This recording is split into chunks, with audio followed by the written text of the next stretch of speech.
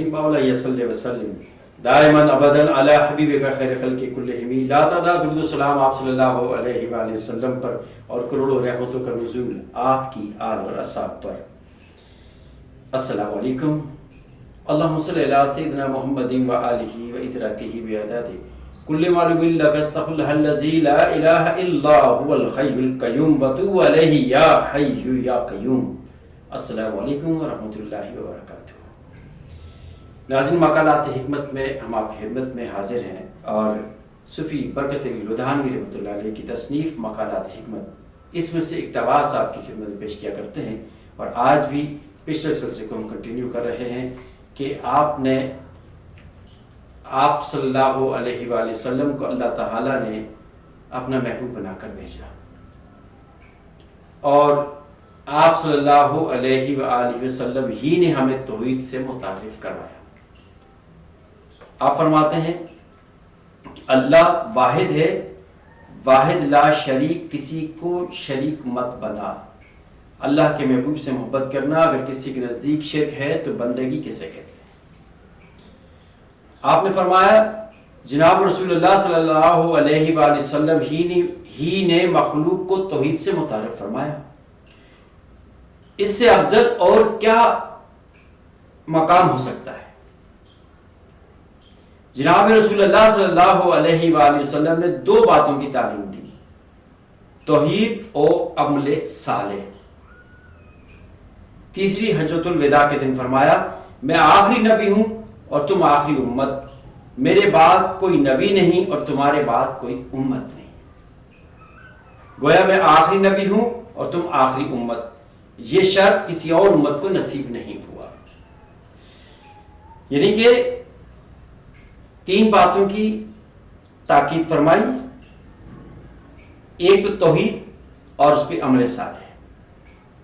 جو شخص توحید پہ کاربند رہے گا، اللہ کی ذات میں، اللہ کی صفات میں، اللہ کی کسی معاملے میں کسی کو شریک ٹھہرایا جس نے، تو وہ مشرک ہوگا۔ اگر اس نے اللہ کی ذات و صفات میں کسی کو شریک نہ ٹھہرایا، اس کے بعد اس نے عمل صالح کیے، نیک اعمال کیے۔ قرآن پاک ہر جگہ پہ یہی فرماتا ہے کہ عمل صالح، نیک عمل کرو، نیک عمل کرو، دوسروں کے ساتھ بھلائی کرو، نیک عمل کرو۔ اور پھر دوسری بات جو آپ نے فرمائی کہ میں آخری نبی ہوں اور تم آخری امت۔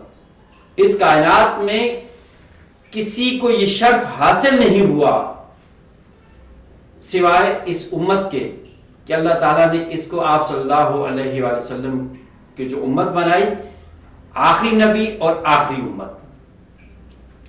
اس کے بارے میں علماء فرماتے ہیں کہ یہ آخری امت کا اللہ تعالیٰ نے اس کو آخری درجہ کیوں دیا؟ دیکھیں، حضرت آدم علیہ السلام سے لے کر آج تک ایک زمانہ گزر گیا، کتنی صدیاں گزر گئی، کتنے سینکڑوں ہزاروں سال گزر گئے۔ یہ کائنات ارتقا پذیر ہے، لوگ آ رہے ہیں، جا رہے ہیں، آ رہے ہیں، جا رہے ہیں۔ تو جو فرسٹ ڈے جس کا انتقال ہوا، ٹھیک ہے، آدم علیہ السلام کے دور سے لے کر آج تک آپ صلی اللہ علیہ وسلم، جو لوگ قبروں کے اندر ہیں وہ اپنی قبروں کے اندر سو رہے، آرام کر رہے ہیں۔ تو اللہ کو یہ بھی گوارا نہیں تھا کہ میری محبوب کی امت زیادہ دیر تک قبروں میں رہے، اسی لیے اس کو آخری امت قرار دیا کہ تاکہ جلد ہی یوم محشر برپا ہو جائے اور یہ قبروں سے باہر آ جائے۔ اللہ کو یہ بھی گوارا نہیں۔ اللہ اپنے حبیب سے کس قدر پیار کرتا ہے، کس قدر محبت کرتا ہے کہ وہ آپ صلی اللہ علیہ وآلہ وسلم کی امت کے لیے یہ بھی اللہ تعالیٰ نے اہتمام فرما دیا۔ آپ فرماتے ہیں کہ آخری امت کے آخری نبی کہ آخری حج مبارک کے آخری خطبہ مبارک کا آخری پیغام، اللہ اکبر، اللہ کے دین کی دعوت و تبلیغ۔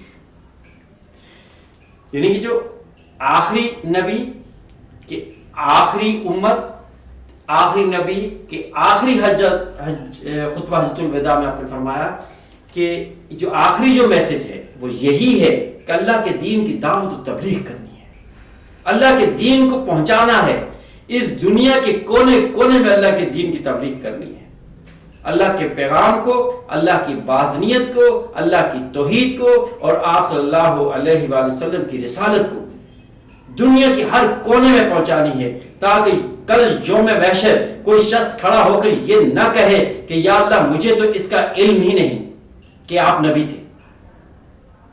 اسی لیے فرما دیا یہ کام میرا اور آپ سب کا ہے کہ تاکہ جو غیر مسلم ہیں ان تک اس بات کو پہنچا دو، ان کو یہ بتا دو کہ اللہ واحد ہے، اللہ کا کوئی شریک نہیں، اور محمد مصطفیٰ صلی اللہ علیہ وآلہ وسلم اللہ کے آخری نبی ہیں، اللہ کے آخری رسول ہیں۔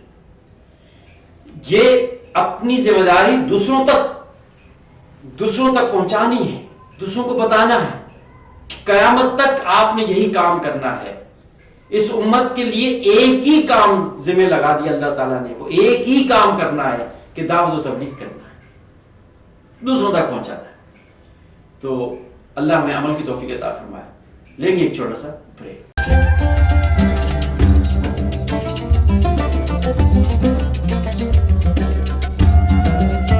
خوش آمدید ناظرین، ہم بات کر رہے تھے اللہ کے دین کی دعوت و تبلیغ، یعنی ایک ہی کام سپورٹ کر دیا گیا کہ آپ نے اس میسج کو دنیا کے کونے کونے کونے تک پہنچا دینا۔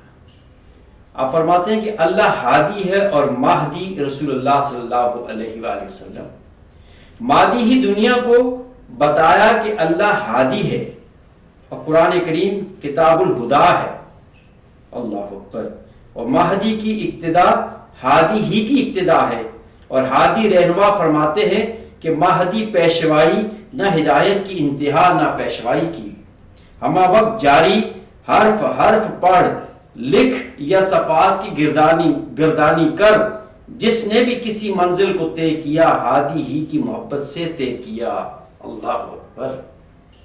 اور ہر تذکرہ مہدی ہی کی محبت کا تذکرہ ہے، اگر وہ نہ ہوتے تو کچھ بھی نہ ہوتا، نہ یہ دنیا ہوتی نہ اس کے رنگ و بو، اللہ اکبر۔ انہی کی بدولت تو یہ کائنات سجی ہوئی ہے۔ حدیث قدسی آپ فرماتے ہیں کنتا کنز مخفیہ، یعنی میں ایک چھپا ہوا خزانہ تھا، جب میں نے ظاہر ہونے کا ارادہ کیا تو مخلوق کو پیدا کیا۔ اللہ وحدہ لا شریک ہے، اور محمد مصطفیٰ صلی اللہ علیہ وآلہ وسلم اس کے محبوب ہیں، مہدی ہیں، وہ رہنمائی کرنے والے ہیں، پیشوائی کرنے والے ہیں۔ جب کچھ نہ تھا تو وہ تھا، جب کچھ نہ ہوگا تو وہ ہوگا۔ فرمایا نہ زمین تھی نہ زمان تھا، نہ مکی تھا نہ مکان تھا، نہ شجر تھا نہ حجر تھا، نہ دریا تھے نہ صحرا تھا، نہ سمندر تھا، نہ کوہ تھے، نہ طیور تھے، نہ اشراط الارض تھے۔ اس دنیا کے اندر کوئی بھی چیز نہ تھی، صرف اور صرف اللہ کی ذات تھی اور محمد مصطفیٰ کی ذات تھی۔ آپ نے فرمایا کہ مخلوق سے فرد کامل مراد ہے، اور وہ حضور اقدس صلی اللہ علیہ وآلہ وسلم کی ذات پاک ہے، کیونکہ سب سے پہلے حضرت صلی اللہ علیہ وسلم کے نور کو پیدا کیا گیا۔ حضرت جابر سے پوچھا یا رسول اللہ صلی اللہ علیہ وآلہ وسلم سب سے پہلے مولا کریم نے کس کو پیدا فرمایا؟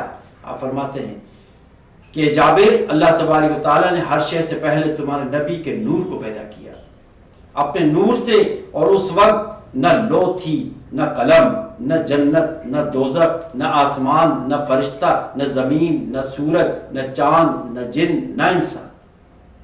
اللہ اکبر۔ یہ آپ صلی اللہ علیہ وسلم نے ارشاد فرمایا۔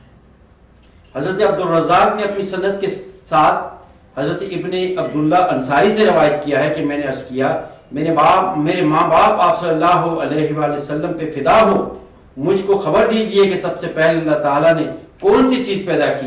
آپ صلی اللہ علیہ وآلہ وسلم نے ارشاد فرمایا اے جابر، اللہ تعالیٰ نے سب سے پہلے، سب اشیاء سے پہلے میرے نبی کا نور اپنے نور سے پیدا کیا، پھر وہ نور قدرت الہیہ سے جہاں اللہ تعالیٰ کو منظور ہوا سیر کرتا رہا، اور اس وقت نہ لو تھی، نہ قلم تھا، نہ بہشت تھی، نہ دوزخ تھا، نہ فرشتہ تھا، نہ آسمان تھا، نہ زمین تھی، نہ سورج تھا، نہ چاند تھا، نہ جن تھے اور نہ انسان۔ یہ حدیث ہے، آپ کو سنا رہے ہیں۔ پھر اللہ تعالیٰ نے مخلوق کو پیدا کرنا چاہا تو اس کے نور کے 4 حصے کیے۔ ایک حصے سے قلم پیدا کیا، دوسرے حصے سے لوح، تیسرے سے عرش، پھر چوتھے سے حصے کو 4 جزوں میں تقسیم کر دیا۔ پہلے حصے سے عرش اٹھانے والے فرشتوں کو پیدا کیا، دوسرے سے کرسی کو، تیسرے سے باقی تمام ملائکہ کو، پھر چوتھے جز کو 4 حصوں میں تقسیم کیا۔ پس پہلے حصے سے آسمان کو پیدا کیا، دوسرے سے زمینوں کو، اور تیسرے سے جنت کو اور دوزخ کو، پھر چوتھے کو 4 حصوں میں تقسیم کیا۔ پس پہلے حصے سے مومنوں کی آنکھوں کے نور کو پیدا کیا، دوسرے سے ان کے دل کے نور کو جس سے مراد اللہ تعالیٰ کی معرفت ہے، اور تیسرے حصے سے ان کا نور انس پیدا کیا، وہ توحید کا ہے، لا الہ الا محمد رسول اللہ۔ میرے مہدی روح فدا صلی اللہ علیہ وآلہ وسلم کی راہ میں چلنے والوں کی گرد و غبار میری آنکھوں کا سرما ہے، ماشاءاللہ۔ ناظرین، اللہ تعالیٰ نے آپ صلی اللہ علیہ وآلہ وسلم کو پیدا فرمایا تو اس کائنات کی کوئی شے پہلے اپنے وجود میں اس کائنات میں کسی چیز کو نہیں بنایا۔ سب سے پہلے اللہ تعالیٰ نے آپ کے نور کو پیدا کیا، جس طرح ہم پہلے بھی عرض کر چکے ہیں کہ اللہ تعالیٰ نے سب سے پہلے آپ کے نور کو پیدا کیا اور اس کا ظہور سب سے آخر میں ہوا۔ جس طرح آدم علیہ السلام جب آپ کے جسم میں ابھی روح پھونکی گئی اور آپ مکمل طور پر اللہ تعالیٰ نے آپ کو زمین پر اٹھایا نہیں، زمین سے آپ اٹھے نہیں، جس جگہ پہ لیٹے تھے وہاں پہ لیٹے رہے، تو جیسے روح ان کے پاؤں کی طرف سے جب آئی، ابھی وہ اٹھ نہیں پا رہے تھے، انہوں نے کائنات، انہوں نے دیکھا کہ آسمان کے اوپر ایک اللہ کا نور لکھا ہوا ہے، کلمہ شریف لکھا ہوا، لا الہ الا اللہ محمد رسول اللہ صلی اللہ علیہ وسلم۔ تو آپ یہ سمجھ گئے کہ یہ جو کلمے کے ساتھ یہ جو لکھا ہوا ہے محمد رسول اللہ صلی اللہ علیہ وآلہ وسلم، یہ اللہ کی کوئی برگزیدہ ہستی ہے۔ تو آپ نے جیسے ہی وہ پڑھا تو آپ اٹھ کر بیٹھ گئے۔ تو آپ صلی اللہ علیہ وآلہ وسلم کے ظہور کا نور کا ظہور سب سے پہلے ہوا اور آپ جسمانی طور پر دنیا میں سب سے آخر میں تشریف لائے اور اللہ کے آخری نبی کہلائے۔ آپ کے بعد کسی نبی نے نہیں آنا آپ کے بعد، اور آپ صلی اللہ علیہ وسلم کی امت کے بعد کوئی امت نہیں آئے گی۔